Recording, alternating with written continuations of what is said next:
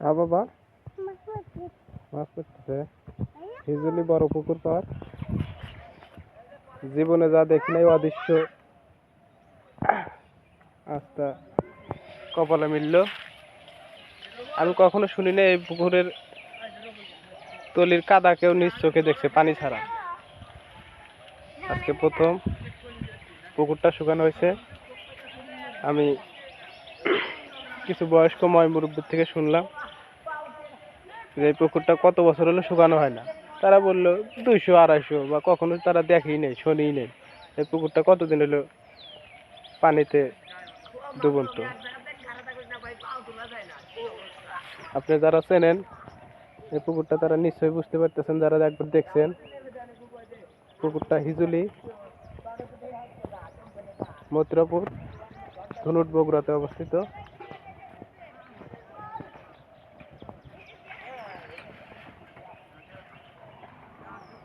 6 acre জমিতে।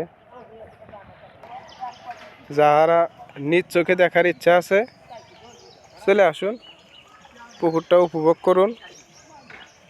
নিজের ছোটবেলার গোসলের সেই স্মৃতিগুলো মনে পড়বে।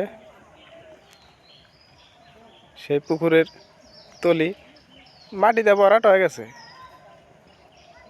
পোলাপান মাছ ধরতেছে।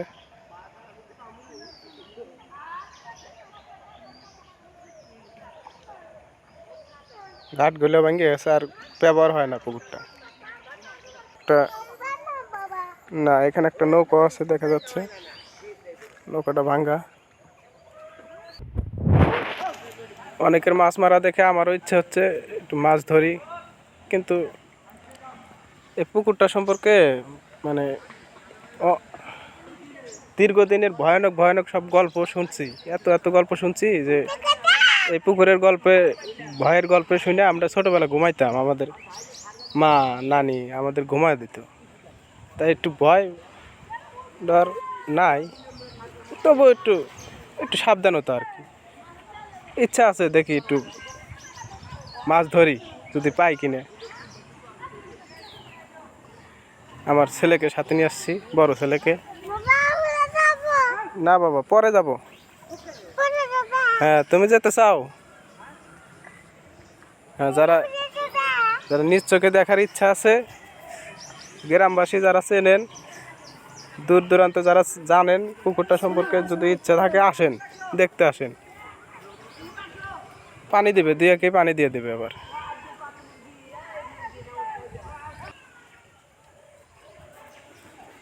খেজুর গাছটা অনেক বড় হয়ে গেছে। ছোটবেলার স্মৃতি। এখানে গুডু গুডু খেলা হয়েছে।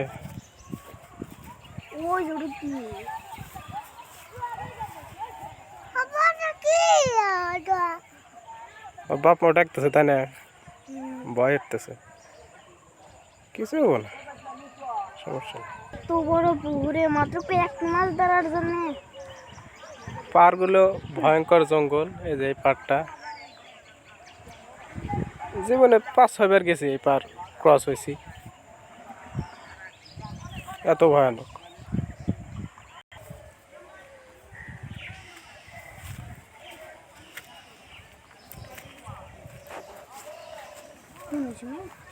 পাহাড়ের মতো পাড়গুলো, তাই না? এত উঁচা, মাটিতে ভরাট হয়ে গেছে। তলিত নাকি কিসের ইয়া ছিল, ঢেকি আসছিল, কাঠের ইয়া কিসের মাথা আছে, সেগুলো তো কিছুর সন্ধান পাওয়া যেতেছে না।